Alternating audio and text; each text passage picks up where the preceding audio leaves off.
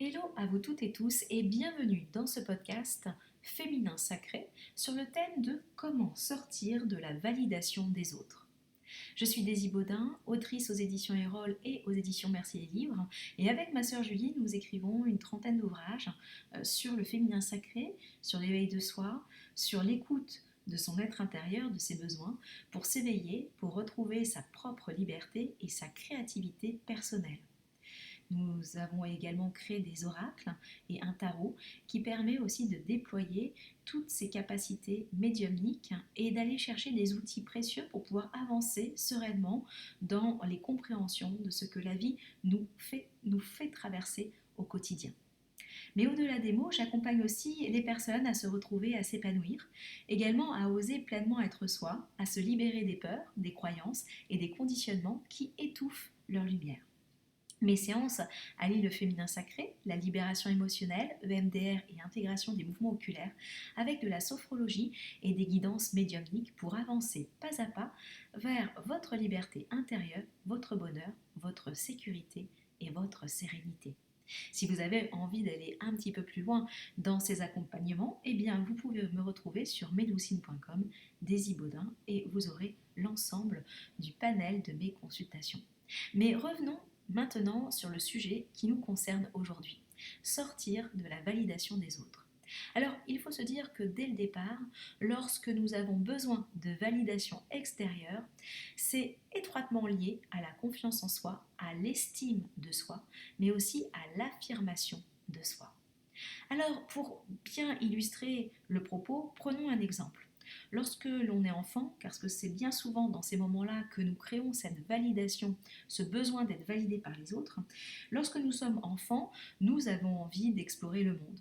Nous ne sommes pas forcément très en phase avec les dangers de la vie, bien évidemment, et nos parents sont là pour nous montrer les limites. Sauf que parfois, et bien très souvent, les parents sont des personnes très anxieuses et aiment contrôler leur environnement et alors encore plus leurs enfants.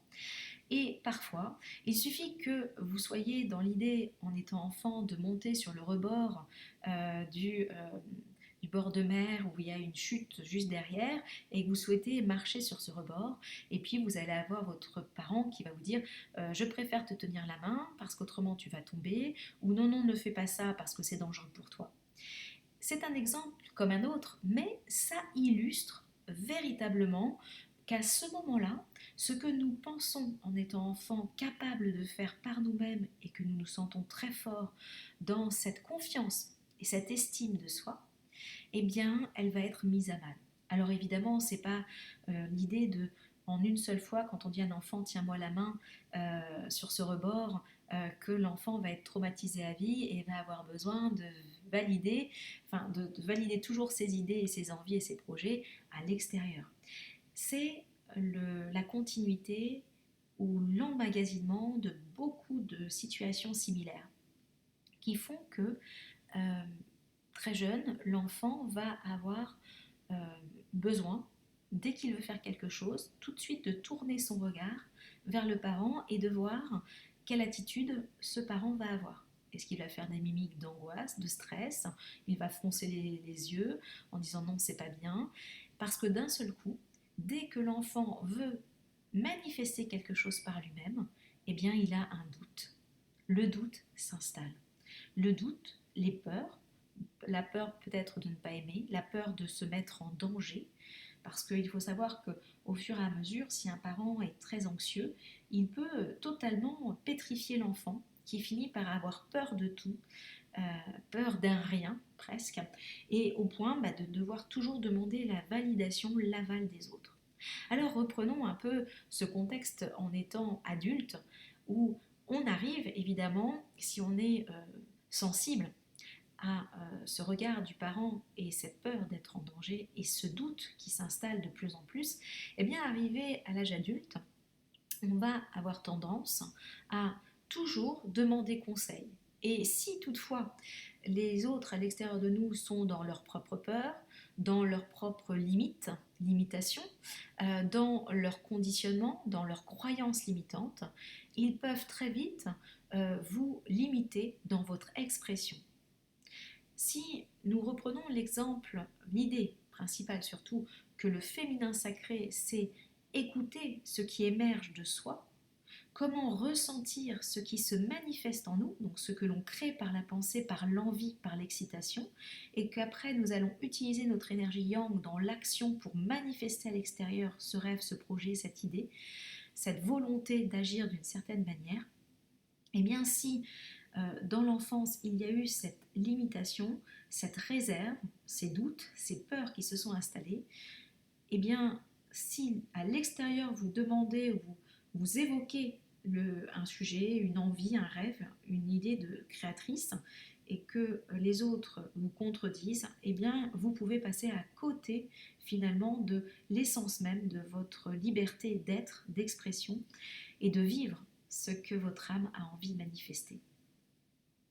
Concrètement, si nous partons sur l'idée que l'âme a une vibration singulière, que nous incarnons dans notre incarnation, eh bien nous allons vibrer d'une manière.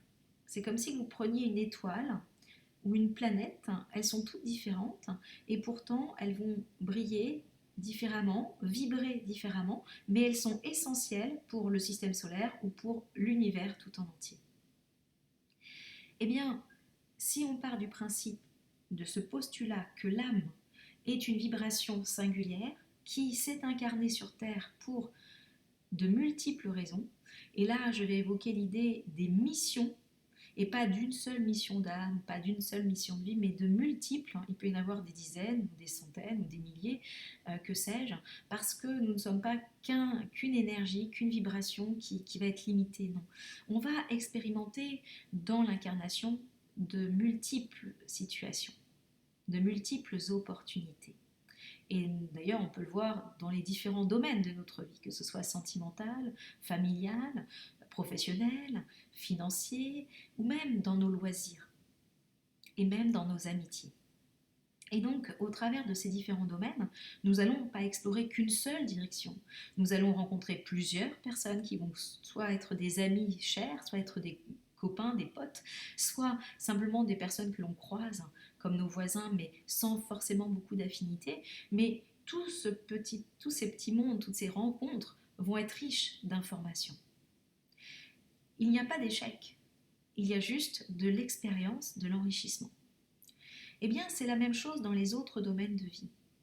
Et lorsque nous décidons de vivre une nouvelle relation avec quelqu'un, ou de créer notre propre entreprise, ou d'aller vers un nouveau projet associatif, ou quelque chose de très créateur en étant artiste, eh bien, si nous demandons l'aval des autres, il va y avoir forcément soit des personnes qui vont être enjouées, d'autres jaloux peut-être, mais vous allez aussi avoir tous ceux qui n'ont jamais osé faire comme vous, tous ceux qui ne savent pas et qui ont peur de changer, de modifier quelque chose dans leur existence.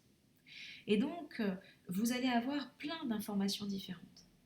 Si vous êtes face à des personnes autour de vous qui sont plutôt, on va dire, avec des pensées négatives, ou qui peuvent vous sentir un peu diminué dans l'énergie positive que vous avez, d'un seul coup vous avez l'impression de devenir morose ou triste, ou d'avoir perdu votre essence de vie, cette essence vitale, eh bien effectivement si vous avez besoin de la validation des autres pour vous réaliser ou pour suivre votre intuition, votre instinct, vos envies, eh bien vous allez être limité.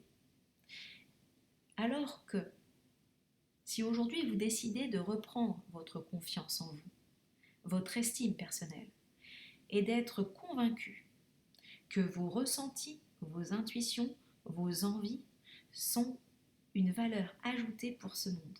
Forcément une valeur unique. Donc personne ne peut faire exactement comme vous. Personne ne sera comme vous. Eh bien, en reprenant votre valeur, en acquiesçant que cette idée, cette originalité que vous manifestez peut vous amener à vivre des expériences qui sont tout à fait uniques pour vous, eh bien, vous allez reprendre votre confiance et affirmer de manière positive votre choix. Alors bien sûr, dans ce chemin, il va y avoir des défis, des challenges, des épreuves, peut-être des échecs, si tant est qu'un échec soit vraiment un échec. Mais il est important de se dire que ce n'est pas parce qu'on a une intuition, une envie de créer ou de manifester quelque chose, que forcément ça va réussir du premier coup. Alors peut-être, mais peut-être que ça demandera un petit peu plus de temps, un petit peu de challenge, on sera confronté à des expériences qu'on n'avait pas anticipées. Ça ne veut pas dire dans ces conditions qu'il faille abandonner. Au contraire, expérimentez jusqu'au bout. Peut-être que vous verrez que le chemin que vous avez décidé d'arpenter, il faut peut-être faire quelques virages supplémentaires pour prendre conseil, pour avoir des informations supplémentaires ou pour expérimenter tout simplement la multitude des possibilités dans ce projet. N'oublions pas que l'âme est venue pour explorer, expérimenter, acquérir des sagesses. C'est pas en faisant un projet avec une manière de faire que forcément ce sera toujours la même, toujours le même profil, le même conditionnement, les mêmes étapes, les mêmes points, les mêmes virgules dans une phrase. Vous le savez, la vie est faite de mouvements, de changements, d'expériences nouvelles. Un projet demandera peut-être plusieurs manières de le mettre en place pour qu'il réussisse. Et même si vous avez directement créé votre projet ou votre activité de loisir ou votre tableau créatif, bien sûr que demain, si vous peignez un tableau, vous ne reproduirez pas la même chose. Même si vous voulez refaire similairement à l'identique, vous ne fonctionnerez pas de la même manière. Vos traits de dessin ou vos mouvements liés à la peinture changeront, ou même subtilement les couleurs évolueront. Donc accueillez votre vie comme cet artiste que vous êtes et acceptez que tout ce que vous ressentez a du sens. Tout ce qui vous inspire a du sens. Tout ce que vous souhaitez créer, manifester a du sens. Et pour cela, il va être nécessaire d'accueillir votre valeur, de vous mettre en sécurité intérieure par rapport à cette puissance que vous êtes, de vous autoriser à être et enfin d'honorer celui ou celle que vous êtes. Ce chemin, il demande votre validation par rapport à votre valeur personnelle, à votre confiance en vous, ce que vous êtes capable de manifester, et vous êtes capable de tout, et l'estime de vous-même. Et après, avec l'affirmation de soi, vous allez pouvoir créer, manifester et surtout sortir de la validation des autres.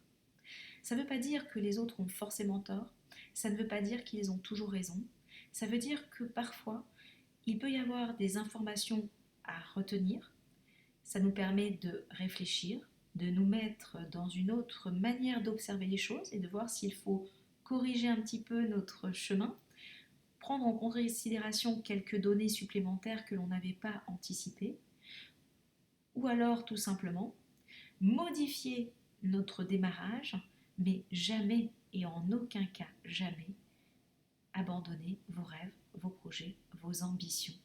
C'est le principal moment essentiel dans votre vie. Si vous avez envie de me retrouver sur Insta, c'est daisy.baudin et également Plume de Gaïa. Je vous dis à très bientôt.